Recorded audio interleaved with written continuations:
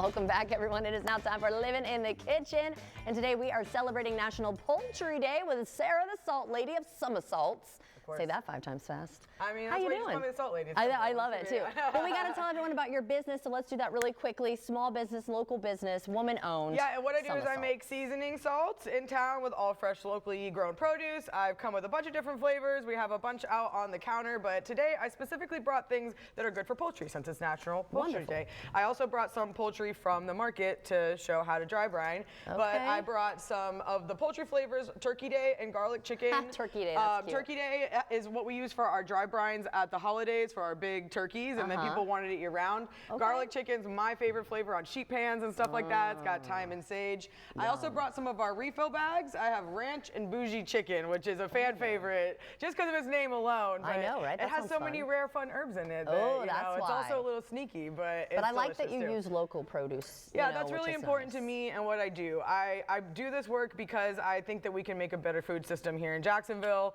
We don't have a salt maker. I am the person who's doing the seasonings in this way here in town, but really I want our whole local food system to be healthy and strong because I know that my daughter can't, and my daughter can't eat in 40 years if we don't work on this. So I'm trying to work on it and bring you guys some things. Okay, well, let's get started. What are we doing today? So for National Poultry Day, I brought the poultry that's most common at the farmers markets close to us. So we always have chicken. A lot of times we get whole chicken at the farmers market, not parts. Yeah, most people are very comfortable getting pieces at the grocery store. Yeah, but at the farmers market, a lot of times you get whole birds, and I also brought duck from another farmer.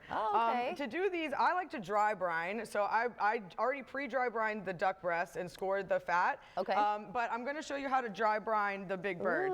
So to do a dry brine, all you're doing is just coating it really heavily with salt. That's it. And you need to do this so that you get the moisture and the flavor all in the meat. I always tell people, like, restaurant food tastes good because they brined it. And so a brine is basically just salt, and you can do water if you want to do a bucket or something like that. But you can brine really simply with just a salt. You don't have to add other things. And so it gets the flavor. It's done really quickly. So I just really coat all over it. Make sure you get into all the crevices and everything like that. And you want a really heavy coat on it because you want all the salt to go through the meat. You're not just salting the outside. This is going to like melt into the meat as it sits. So it's about 24 hours in the fridge you'll leave it.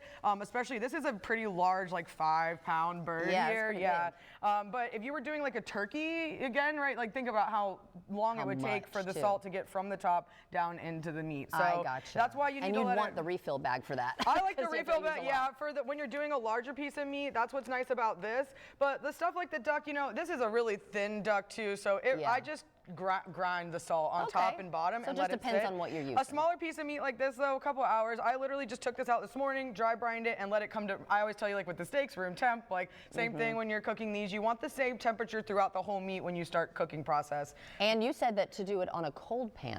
For the duck especially, you can see, like, I mean, this is something people aren't familiar with the way that duck looks, but it has a really thick fat cap on the top of it. So we're gonna start by like rendering that fat down in this pan. So by the time you see it, there won't be as much fat on there. It'll be all in the pan like bacon, but you're gonna get like a crispy top of the skin and the fat once we got it all cooked up. Okay, great. So we're gonna be doing that. Of course, we'll have a part 2 with you. I cannot wait to try it. But start the pan. That's so much easier than I was expecting. That's it. And then you just let it sit, and you can see all the herbs in there. Like you're done. It looks beautiful. Like, you don't need to add other stuff if you want to. Like after it's brined, some people will like release the skin from the bird and add butter and stuff in there. You know, you can stuff the crevice. If you want. You can go as fancy as you want, but if you just literally want to just make dinner and have it taste good, you always are surprised at how simple it is, everything I bring. But it really doesn't have to be complicated. Like I love surprising you with how easy your dinner can really be. Okay, well we're gonna try it in just a little bit. So you go ahead and get going.